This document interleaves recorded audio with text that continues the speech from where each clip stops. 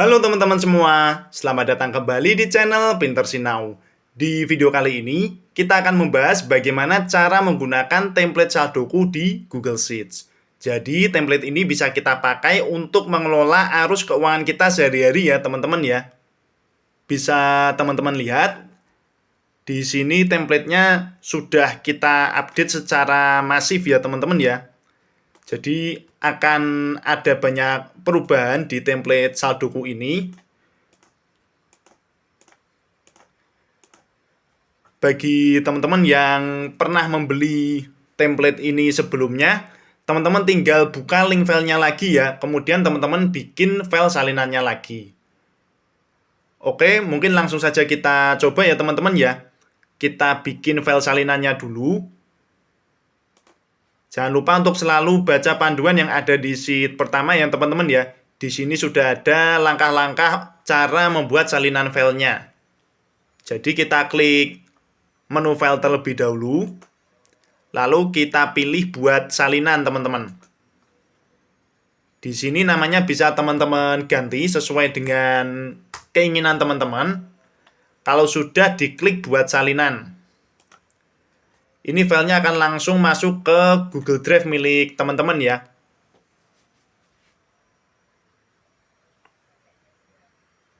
Sebelum kita coba, saya ingin menjelaskan sedikit mengenai cara kerja template ini ya teman-teman ya. Jadi kita akan awali di sheet anggaran. Nah, di sheet ini kita akan menginput pemasukan dan kebutuhan kita teman-teman. Misalkan dalam satu bulan ini kita dapat pemasukan dari mana saja. Bisa gaji atau mungkin teman-teman kalau punya side hustle yang lain bisa ditambahkan di sini ya. Ada keterangan, ada nominal. Begitu juga dengan kebutuhannya teman-teman.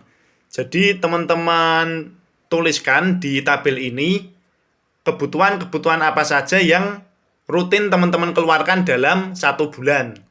Dari pengisian ini nanti akan keluar totalnya ya. Jadi pemasukannya sebulan dapat berapa, kemudian perkiraan kebutuhannya berapa. Dari sini bisa kita tentukan persentase anggaran pengeluarannya. Jadi nanti kita atur sampai totalnya 100% ya teman-teman ya. Di sini posnya kita bagi jadi 3, kebutuhan, healing, dan dana darurat. Kebutuhan ini ngambilnya dari jumlah yang ada di sini ya teman-teman ya. Sedangkan healing dan dana darurat nanti persentasenya kita atur sendiri sampai totalnya menjadi 100% teman-teman. Setelah kita menentukan persentase anggaran pengeluaran, kita ke sheet input untuk menginput data transaksi teman-teman. Di sebelah kiri ini sudah ada tabel untuk menampilkan saldo terkini ya. Jadi untuk saldonya sendiri ada cash, kemudian kita sediakan 2 slot untuk rekening bank teman-teman. Lalu di bawahnya ada saldo berdasarkan pos-posnya ya.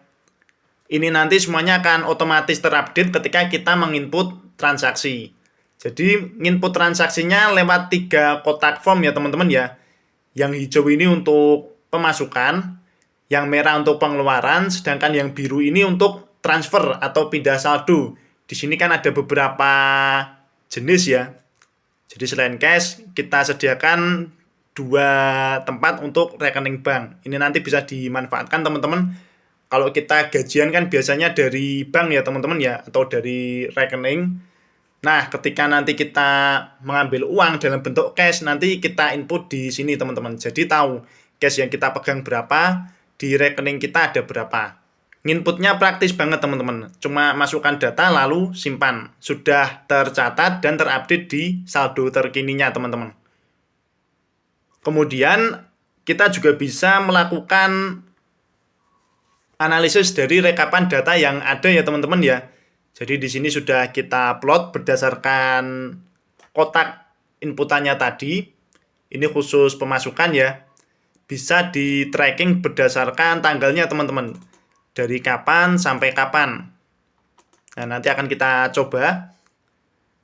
Selain itu ada juga statistiknya teman-teman. Ini nanti ada diagram lingkaran di sini yang menunjukkan persentase pengeluarannya. Dan ini juga bisa kita tracking berdasarkan waktunya teman-teman. Dari kapan sampai kapan. Nah, kalau yang ini chart untuk menampilkan perbandingan antara anggaran dan penggunaan. Jadi ini anggaran kebutuhannya berapa, yang digunakan berapa. Nanti akan keluar di sini, teman-teman.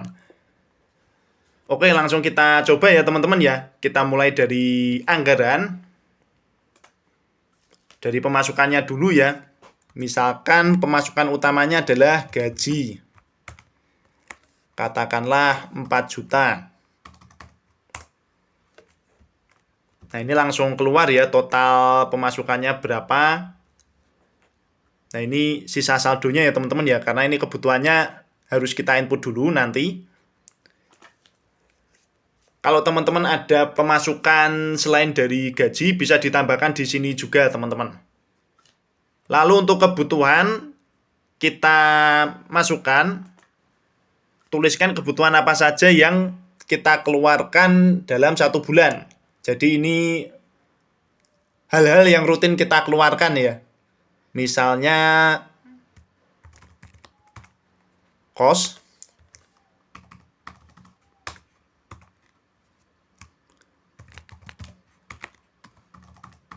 makan, oke, apalagi ya teman-teman ya. Nah, misalkan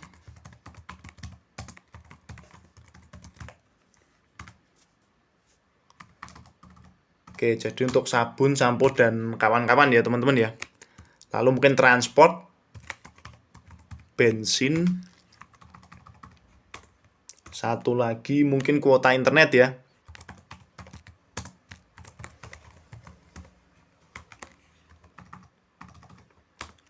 Nah, kalau teman-teman ada angsuran atau cicilan ya dimasukkan saja. Pokoknya pengeluaran-pengeluaran yang pasti dikeluarkan dalam 1 bulan teman-teman. Sehingga nanti bisa dianggarkan di kebutuhan. Sekarang teman-teman perhatikan perhitungan di atas. Jadi total pemasukannya ada 4 juta. Perkiraan kebutuhannya 2 juta. Sisa saldonya 2 juta. Nah, berarti di sini sudah langsung ya teman-teman ya. Perkiraan persentase untuk kebutuhan itu 50% dari pemasukan yang kita dapatkan. Ini sudah otomatis teman-teman. Karena kebutuhan itu harus dipenuhi, jadi angka ini tidak bisa diganggu-gugat. Nah, setelah memasukkan kebutuhan ini, tugas berikutnya adalah menentukan persentase untuk healing dan dana darurat. Berarti kan ini kita masih punya sisa 50% ya teman-teman ya. Bisa teman-teman tentukan, yang penting totalnya 100%. Misalkan untuk healing dan dana darurat mau dibikin imbang misalnya 25% sama 25%. Misalnya seperti ini. Atau healingnya mau dibanyakin dikit 30% dan 20%. Nah, pokoknya teman-teman atur sendiri sampai totalnya 100%. Nah, untuk nama anggarannya yang kebutuhan ini jangan diganti ya teman-teman ya. Tapi untuk yang healing dan dana darurat bisa teman-teman ubah, tetapi ngubahnya di awal teman-teman. Artinya ya sekarang ini sebelum kita menginput banyak transaksi. Karena ini nanti akan berpengaruh di input ya teman-teman ya. Jadi yang sini akan terupdate. Misalkan ini healing dana darurat ya. Katakanlah dana daruratnya kita ganti tabungan. Nah, ini terupdate. Kemudian di posnya juga akan terupdate, teman-teman. Jadi, menentukan 2 anggaran terakhir ini harus dilakukan sebelum penginputan transaksi. Nah, kalau misalkan teman-teman sudah setuju dengan apa yang kita setting di sini, healing dan dana darurat ya, teman-teman tinggal ngikuti saja. Bisa dipahami ya teman-teman ya. Karena kalau nanti ngeditnya di tengah-tengah, ya perhitungannya akan kacau, teman-teman. Jadi ngeditnya di awal. Setelah 100%, kita ke sheet input. Nah, ini teman-teman lihat tombol simpannya yang masuk agak geser ya. Nah, kalau terjadi seperti ini, teman-teman nggak perlu khawatir atau bingung mindahin posisinya lagi. Karena ini wajar, kita pakai slasher, tinggal teman-teman geser aja, lalu teman-teman buka sheet yang lain. Nah, dia akan kembali teman-teman. Coba lagi ya. Nah, dia ke sini, tinggal digeser, dia kembali lagi teman-teman. Jadi nggak perlu teman-teman geser-geser tombolnya, karena ini posisinya sebenarnya sudah mutlak teman-teman. Cuma kadang karena ada slicer, dia sedikit bergeser. Oke, sekarang kita atur nama banknya dulu teman-teman. Ini kita kasih 2 slot. Misalkan bank pertama, ini contoh ya teman-teman ya. Nah, ini juga sama, gantinya di awal teman-teman, sebelum transaksi. Karena kalau di tengah-tengah, nanti perhitungan di sininya kacau teman-teman. Oke, setting awalnya sudah siap. Berarti kita bisa mulai menginput transaksi teman-teman. Ini dipilih tanggalnya dulu, tinggal diklik 2 kali ya. Misalkan awal bulan, posnya kita pilih, pemasukan, misalkan tadi gaji ya. Rekennya kita pilih, kita gajiannya dari mana. Diklik dulu, lalu keterangannya bisa diisi juga teman-teman. Kosong pun tidak apa-apa, tapi lebih baik diisi ya, biar jelas ya. Singkat, yang penting ada isinya teman-teman. Katakanlah gaji bulan Januari misalkan. Nah, sebelum teman-teman simpan, ini ada satu hal kecil, ya sebenarnya tidak terlalu fatal, tapi nanti akan mengganggu ya teman-teman ya. Pastikan kursornya ini berada di luar kolom pengisiannya ya teman-teman ya. Jadi jangan di sini, usahakan di sini. Atau di mana, yang penting di luar kolom pengisiannya teman-teman. Karena nanti tidak akan ikut terhapus. Kita coba simpan dulu ya.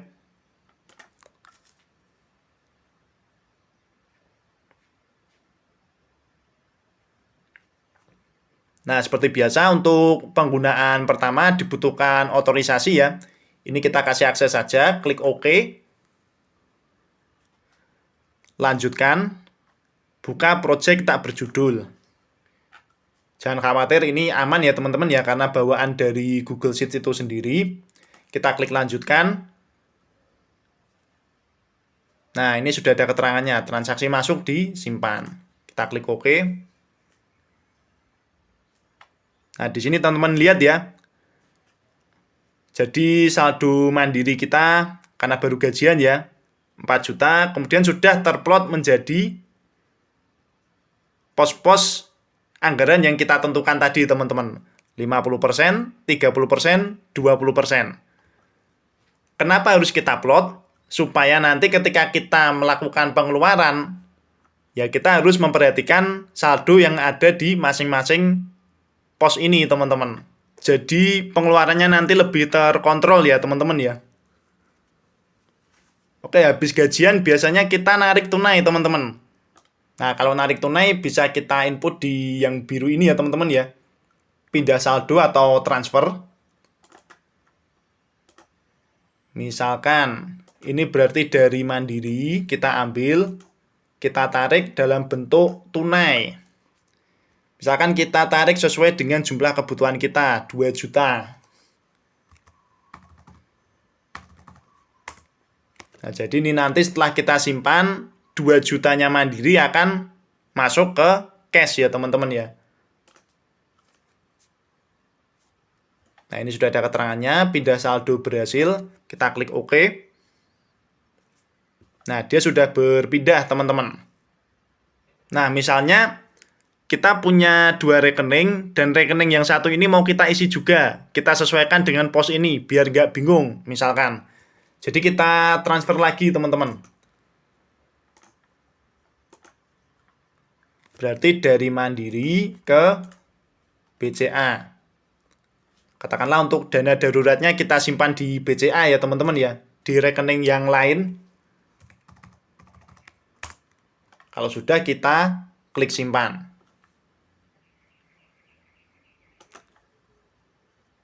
Nah, dia sudah berpindah. Ini cuma pemplotan awal aja ya teman-teman ya, biar kita tidak bingung. Tapi nanti dalam penerapannya tentu tidak selalu seperti ini. Itu wajar teman-teman, normal. Sekarang kita coba input pengeluarannya. Jadi kita pilih tanggalnya dulu, lalu misalkan untuk kebutuhan, katakanlah buat bayar kos ya teman-teman ya. Nah, kalau pengeluaran ini, nanti yang berkurang pos dan rekeningnya yang kita pilih ya. Jadi posnya kebutuhan, di sini akan berkurang. Rekeningnya cash. Cashnya juga akan berkurang teman-teman. Jadi kita coba di sini, kita simpan. Oke, ada keterangannya ya. Berarti sudah tersimpan. Bisa teman-teman lihat, ini cash-nya berkurang, tadinya 2 juta ya, kebutuhannya juga berkurang. Sama teman-teman. Misalkan kita input lagi.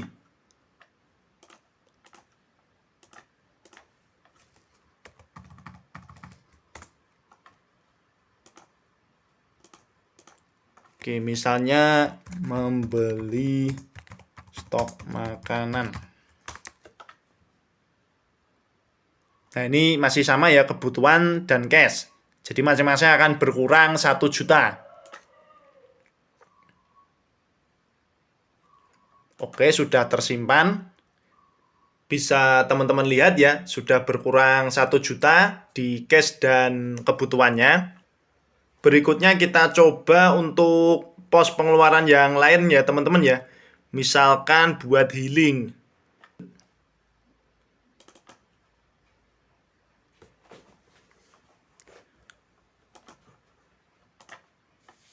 Nah, ini kita ambil buat healing. Nominalnya kita masukkan. Misalnya ini dari Mandiri. Nah, katakanlah ini buat piknik atau wisata ya teman-teman ya.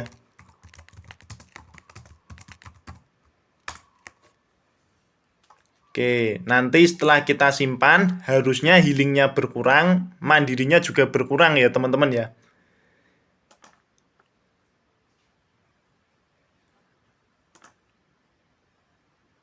Nah, sudah berkurang baik mandiri maupun healingnya. Untuk 4 pos terbawah ini, kita ada conditional formatting biar kita lebih aware ya teman-teman ya. Dan untuk healing ini akan berwarna merah ketika sisa saldonya menyentuh 100.000 teman-teman. Jadi biar kita lebih hati-hati ya teman-teman ya.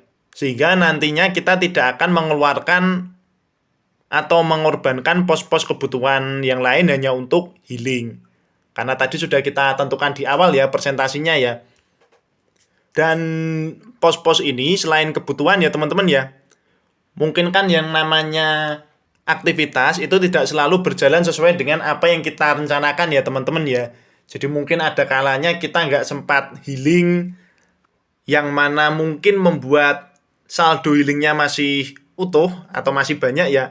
Misalkan ini kita kembalikan, nah kita nggak sempat seneng-seneng bulan ini, saldonya masih utuh. Itu tidak harus kita pakai buat healing juga. Jadi nggak harus dihabisin ya teman-teman ya. Misalkan mau dialokasikan ke hal yang lain boleh teman-teman. Contoh, kalau teman-teman mau beli buku atau ikut pelatihan, itu juga bagus teman-teman. Jadi saldo ini tidak harus kita habiskan. Tapi kalaupun memang harus habis, ya tidak apa-apa teman-teman. Karena ini memang sudah kita anggarkan di awal. Dan dalam hidup, kita memang perlu refreshing teman-teman. Sehingga nanti ketika kita kembali ke rutinitas kita bisa melakukannya dengan lebih produktif ya teman-teman ya. Jadi healing itu juga penting. Asalkan sesuai dengan kemampuan penghasilan kita ya teman-teman ya. Beda halnya dengan dana darurat. Kalau dana darurat, misalkan dalam satu periode itu tidak dipakai, ya ada baiknya kita biarkan saja. Karena namanya hidup kita nggak tahu ke depan akan menjadi seperti apa. Jadi alangkah baiknya dana darurat ini jika tidak kita pakai, kita biarkan saja. Ya siapa tahu nanti di depan ada kejadian besar yang memerlukan uang yang banyak. Jadi kita nggak bingung lagi cari uang ke sana kemari karena sudah ada dana darurat, teman-teman. Nah, contoh penggunaan dana darurat untuk pengeluaran yang sifatnya tidak pasti ya, teman-teman ya. Seperti mungkin servis motor ya, teman-teman ya, atau pajak. Nah, pajak kan tahunan ya, teman-teman ya. Ini kita ambil dari dana darurat. Misalkan nominalnya 250 ya untuk pajak motor. Misalnya ini kita bayarnya cash. Tulis saja keterangannya, pajak motor.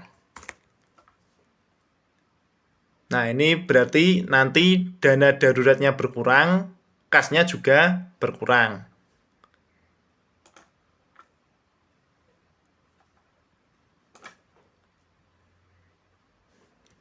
Oke, sudah berkurang semua ya, dua-duanya ya. Nah, dana darurat ini juga bisa kita pakai untuk meminjami uang ke orang lain. Ya namanya hidup makhluk sosial ya, teman-teman ya. Pasti ada aja yang mungkin memerlukan bantuan kita. Ya selama kita mampu ya is okay, teman-teman. Kita kasih pinjam aja. Nah, jadi kalau mau minjemin orang, kalau saya ada dua hal yang perlu diperhatikan ya. Yang pertama adalah karakter dari peminjam itu sendiri. Kira-kira dia amanah atau enggak. Nah, kalau misalkan amanah, yang kedua teman-teman, saldo atau uang yang kita punya. Jadi kalau minjemin uang ke orang lain, jangan dilihat dari total saldonya ya, teman-teman ya. Kalau dilihat ini kan totalnya masih ada 1 juta sekian ya. Nah, kalau ada orang yang pinjam 1 juta, jangan langsung dikasih, teman-teman. Nah, dalam hal ini kita melihatnya dari dana darurat, teman-teman. Nah, di sini masih 550.000. Tapi ya jangan terus dikasihkan semuanya. Misalkan ada yang mau pinjem tadi 1 juta ya, 1 juta kita tawarin aja 300. Saya punyanya 300, mau nggak? Gitu, teman-teman. Jadi ngelihatnya jangan dari total saldo tapi dari dana darurat ya, teman-teman ya. Kalau misalkan dia oke, ya udah kita pinjemin.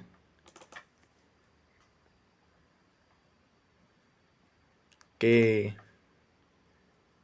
Berarti ini posnya piutang ya, teman-teman ya. Karena kita ngasih pinjem misalkan 300.000. Katakanlah ini kita transfer karena memang dana daruratnya kita simpan di BCA ya. Lalu keterangannya misalkan dipinjam oleh siapa misalkan. Tulis namanya nggak apa-apa, teman-teman. Kalau sudah kita simpan, jadi BCA-nya berkurang, dana daruratnya berkurang, piutangnya bertambah, teman-teman.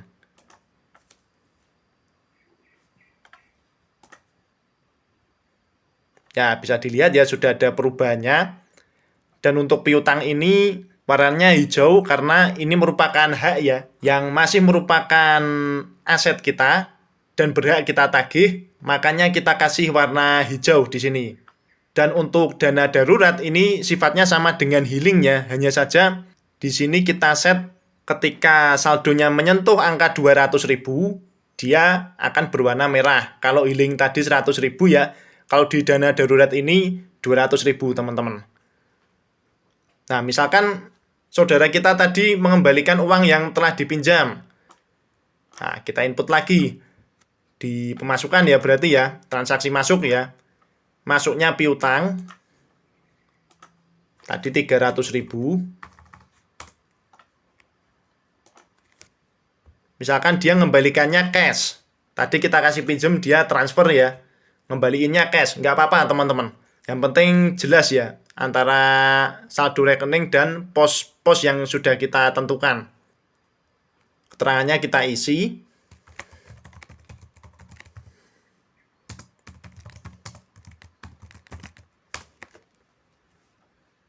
Kita simpan. Nah, dia kembali seperti sebelumnya ya, teman-teman ya. Sebelum kita ngasih utang tadi ya. Nah, sekarang kalau kita utang gimana? Nah, misalnya kita lagi kepepet, mau nggak mau harus utang. Berarti inputnya di transaksi masuk ya, teman-teman ya. Karena ada uang yang kita terima.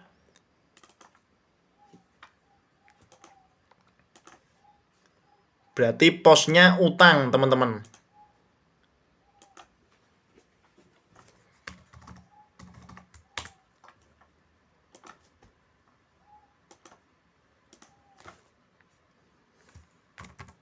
Ditulis di sini ya, yang jelas ya, pinjam uang sama siapa? Katakanlah pinjam uang sama Wahid. Nah, biar jelas, kita nanti ngembaliinnya ke siapa? Kita simpan. Nah, bisa teman-teman lihat. Oke, kita balikin dulu ya. Uang yang masuk dari hasil utang itu langsung masuk ke pos kebutuhan ya teman-teman ya. Jadi pastikan teman-teman berhutang hanya jika butuh. Jadi jangan sampai utang buat seneng-seneng ataupun keperluan-keperluan yang lain. Pastikan utang hanya untuk memenuhi kebutuhan saja teman-teman. Oke, jadi nggak ada ceritanya utang buat seneng-seneng. Di sini jelas ya teman-teman ya. Makanya ketika kita simpan, masuknya ke pos kebutuhan. Dan di sini utangnya langsung berwarna merah. Nah, misalnya ini kita balikin duitnya. Di sini posnya utang juga.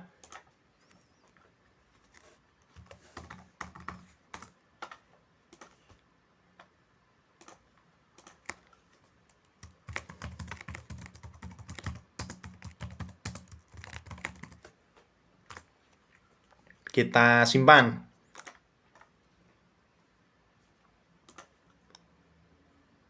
Oke, dia kembali ya teman-teman ya. Jadi kurang lebih untuk input transaksi seperti itu teman-teman gampang banget ya. Jadi cuma tinggal masukkan datanya lalu kita simpan, maka dia akan terupdate secara otomatis.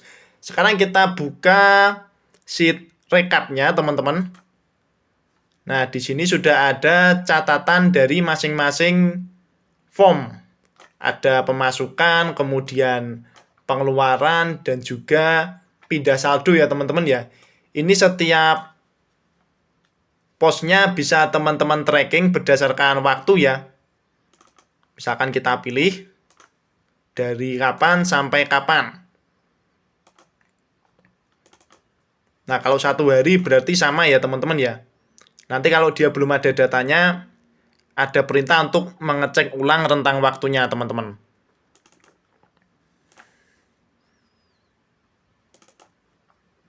Hanya 1 minggu, 2 minggu.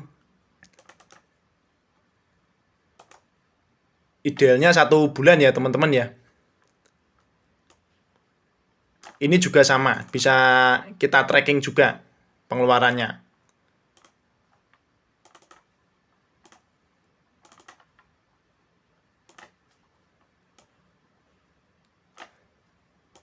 Lalu selain rekap, ada juga statistik ya teman-teman ya. Di sini kita coba masukkan dulu rentang waktunya ya. Misalkan 1 minggu dulu. Nah, ini minggu pertama. Dan 2 minggu. Nah, ketika ada 2 minggu dia berubah ya. Atau minggu kedua saja.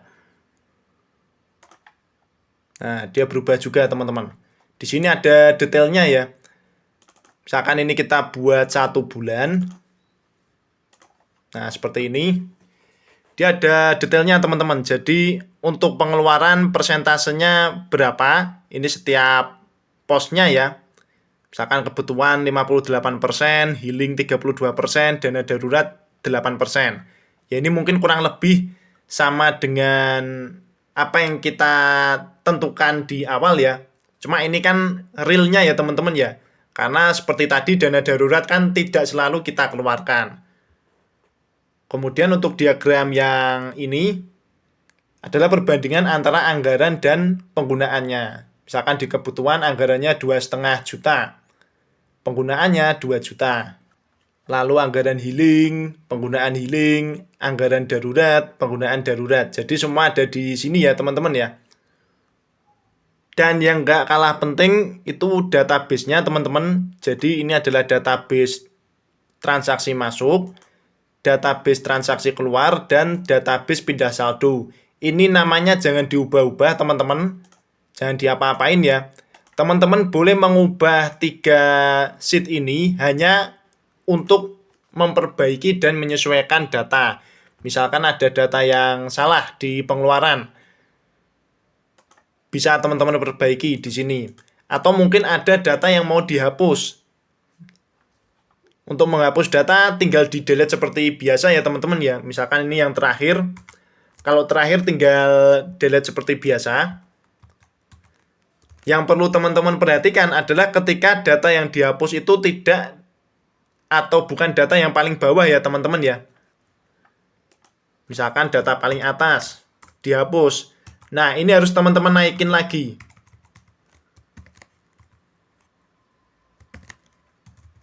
Jangan di-cut tapi di-copy ya teman-teman ya. Jadi teman-teman sesuaikan kalau ada data yang salah. Supaya nanti database-nya tidak rusak ya teman-teman ya. Atau misalkan yang dihapus di bagian tengah ini. Ya ini yang bawah kita naikkan teman-teman.